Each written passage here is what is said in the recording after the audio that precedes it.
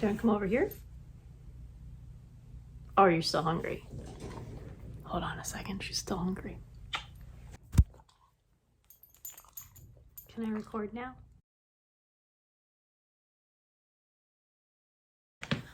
Hi.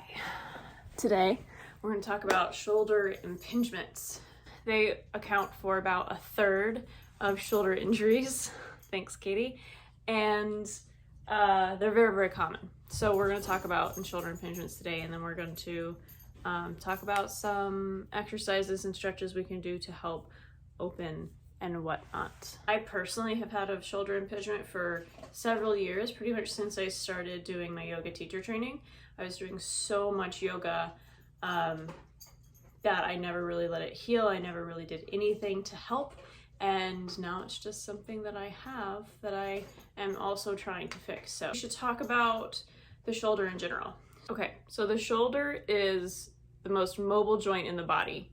It is a ball and socket joint. So here's your socket, here's your ball. It just kind of moves around in this area. It is where your shoulder blade, your collarbone, your arm, all that connects in this area, which is why you have something called a rotator cuff. It is a group of tendons and muscle that kind of keep that ball and socket joint stable while also letting it be mobile. So in all of this, it's very easy to pinch something because it's such a crowded area. There's a lot going on in this joint. There are 3 main causes of shoulder impingement. The first one is bad posture.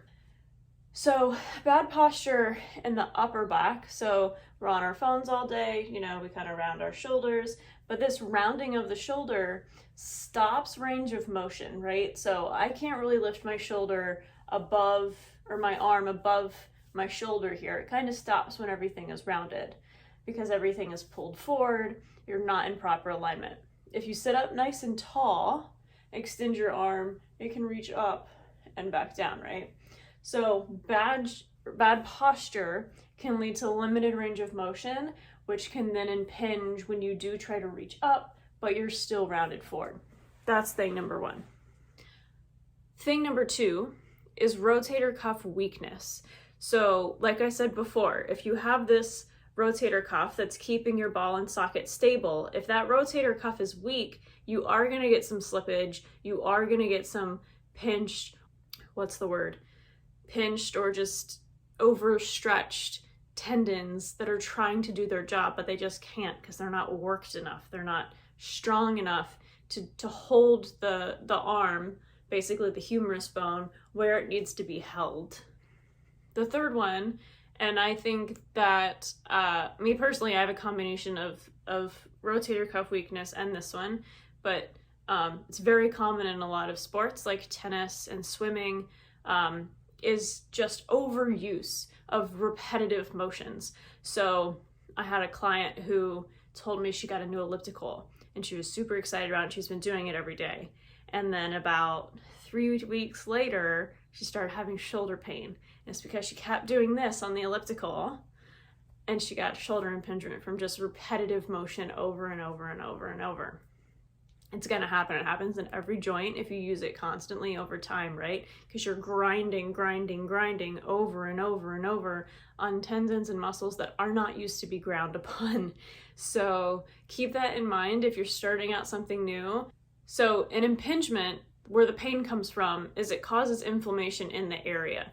The area becomes inflamed, it pushes on other things. That's how you get the pain in that area. If you don't know if you have an impingement or not, first and foremost, you can always go see a doctor or FaceTime with a doctor. I've been to the doctor about my shoulder several times, so I can tell you they'll have you move your arm in a bunch of different ways to see how, what your range of motion is. They'll see how much pain you're in when you move, that kind of thing. So a couple of symptoms: constant pain in your arm. The pain gets worse overnight, especially if you sleep on the side of the hurt shoulder. I keep pointing to the shoulder because this is my bad shoulder. Weakness in the shoulder and arm. The pain starts in the shoulder and then moves to the side of the arm, and it can radiate down the side of the arm. 2 other symptoms: difficulty lifting the shoulder overhead or behind your back. My husband needs me to light the fire in his office.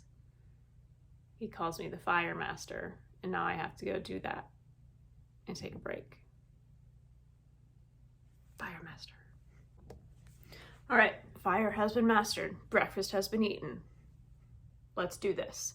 If you ignore these symptoms and don't let your shoulder rest and you don't really do anything about it, eventually these tendons, that whatever's getting impinged or overstretched or whatever's happening in here, can cause a tear. It can cause all kinds of issues, which can lead to more pain. It can lead to not being able to use your shoulder at all. It can lead to just future issues down the road. So if you feel these symptoms and you are like, oh yeah, I did go swimming for like an hour yesterday and now my shoulder hurts, rest. When we first start working out, there's a couple of things that people have a hard time wrapping their head around. One, you feel good after you work out. Serotonin and dopamine are injected into your body when you work out and you feel good. It's just how chemically the body works. And that can be a little addicting. You might feel stronger right after, you might see some weight loss, and you might do the thing more and more and more. In my client's case, it was, she felt good on the elliptical. She was doing it every morning. It felt great until your shoulder starts to hurt. So you really need to listen to your body. And if you are starting a new exercise that requires repetitive movements like that, take it slow at first. Do it every other day. Even if you're just like, oh, it's just the elliptical, like, it's fine. It's an easy workout. It's okay. I'll just, 30 minutes every day, whatever. It can cause issues down the road. So gently get your body into those things. It's easy to push healing aside and keep pushing forward. So you really, really, really have to rest, especially if you're feeling pain. If you are feeling pain, there's a couple of things that you can do. You can take ibuprofen, non-steroidal anti-inflammatory drugs, or NSAIDs, whatever you want to call them. You can take those. Quick disclaimer. I was in pain for so long with my shoulder, and I would just keep taking ibuprofen, pretty much every day just to cope with the pain so I could get through my teacher training for yoga, that I ended up giving myself a stomach ulcer. Ibuprofen drugs like that, and there's a whole list of them. You can look it up. NSAID is the acronym. Eventually they will eat away at your stomach lining if you take too much. I ended up giving myself an ulcer. It put me in the ER because I didn't know what was happening. I was up all night. The only thing that helped was apple cider vinegar. Be very, very, very mindful of what you're doing. Another thing that you can do for pain is heat. I have a plug-in heating pad that you can set how hot you want it to get. Put it on my shoulder and sit on the couch. And be aware of how you are sitting on the couch.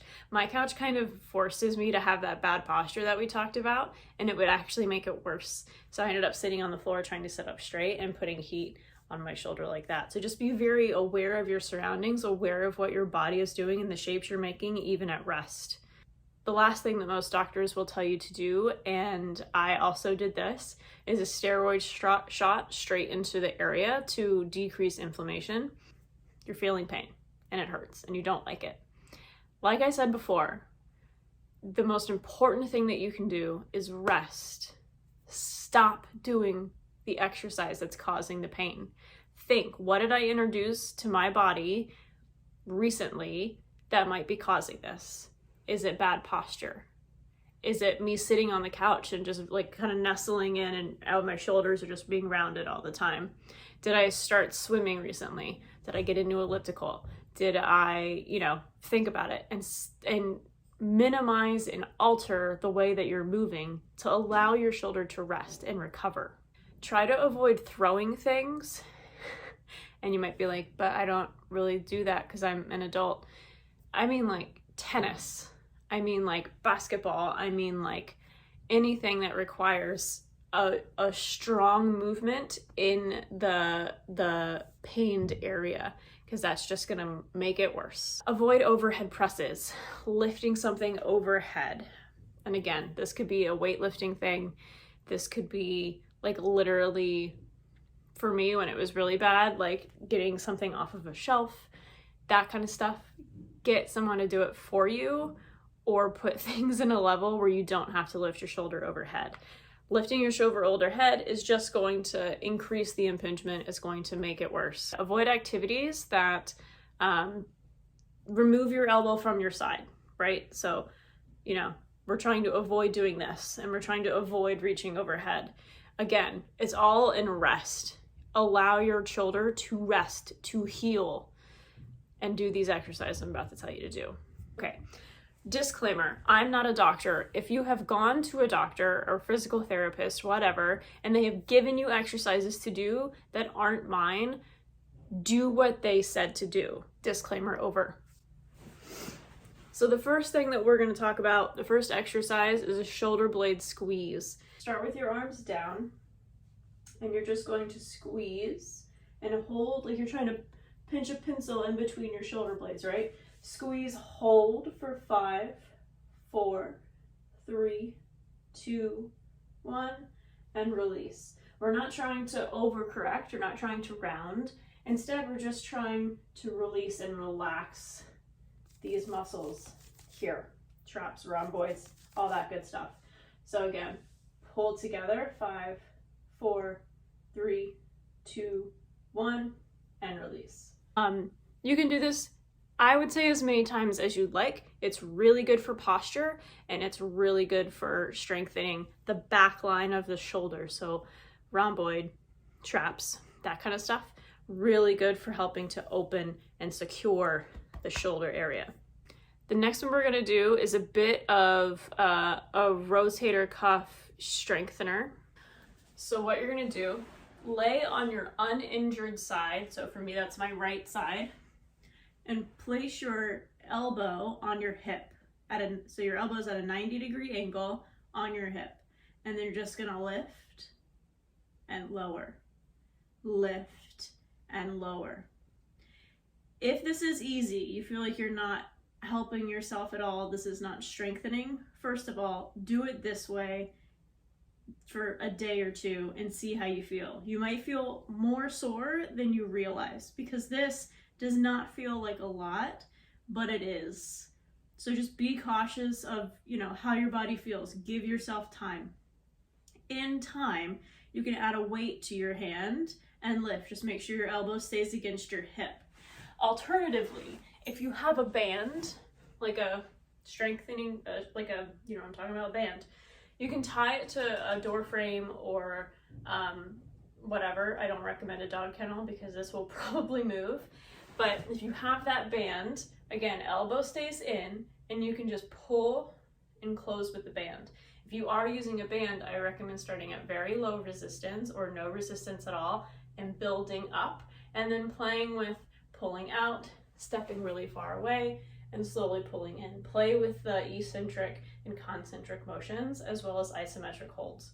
So, lay on your bed, couch, whatever, bench, and let the injured arm hang.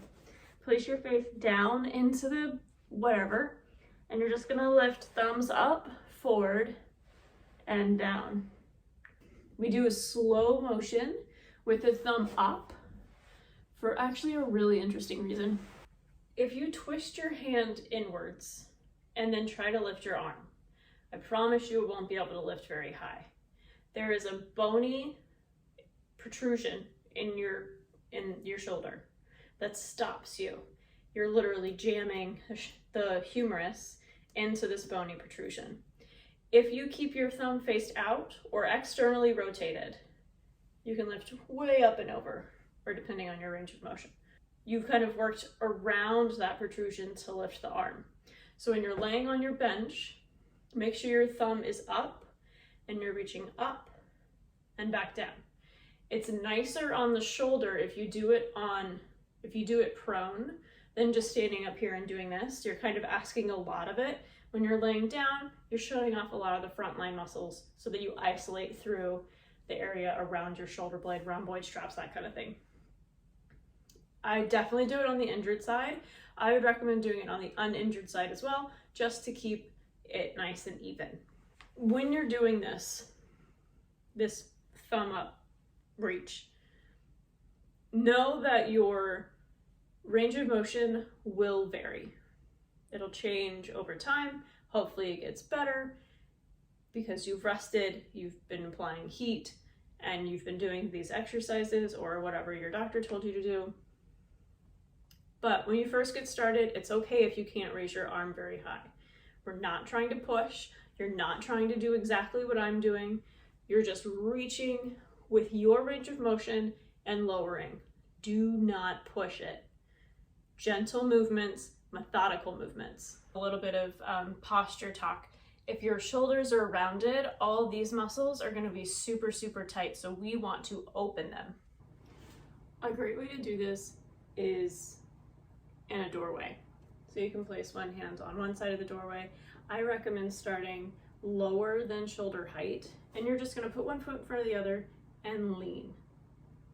Again, this helps correct and open the muscles that, are constricted for the rounding of the shoulders. And eventually, as your shoulder feels better, you can always bring your elbows in line with your shoulders and lean this way. And then eventually you can go up higher than the shoulder. Okay, another pec stretch that you can do, and boy howdy does it feel good, is on a foam roller. I've also actually done this pec stretch for my students in yoga class on a yoga block. I'll show you that as well. First we'll do the foam roller stretch.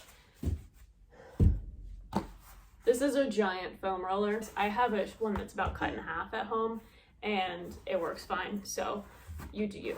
Onto the floor. Can I help you? Align your spine along the foam roller. Can I finish, please? Oh, thank you. Yeah, you can see. Oh no, my hair! So one way to stretch this is just by laying on the side here, just letting your arms fall. It's fine. It doesn't really do much for me now. So what I do is, with your elbows still down, allow your arms to just fall. See how my arms lift? Because I have really, really tight shoulders, really tight pecs. You're just gonna hang out. If you do not have a foam roller, but you do have yoga blocks, you guys are seeing all kinds of space today, all up in my personal space. Okay, so if you don't have a foam roller, but you do have yoga blocks, basically what you're gonna do is take supported fish, if you know what that is. It's one of my favorite restorative yoga poses. You're going to take a block and put it parallel to the long edges of your yoga mat. Then you're gonna take another block, if you have one, and put it perpendicular to that one. We formed a T. Your head goes here, your spine goes here. Block parallel to the long edges of your mat goes in between your shoulder blades. And I am gonna put this one up tall.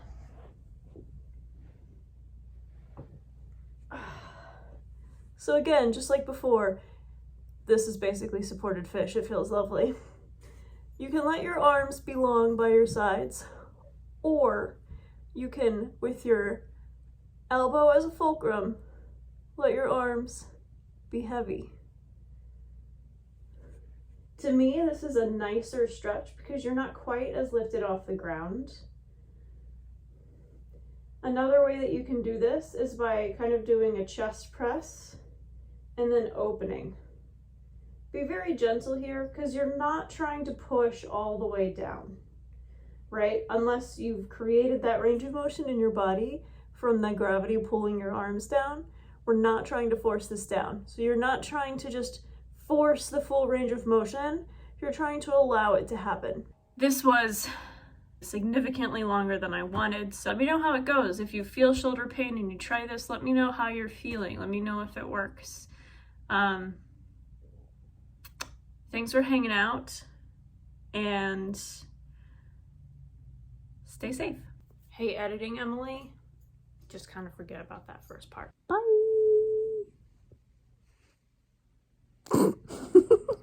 She gives 0 shits.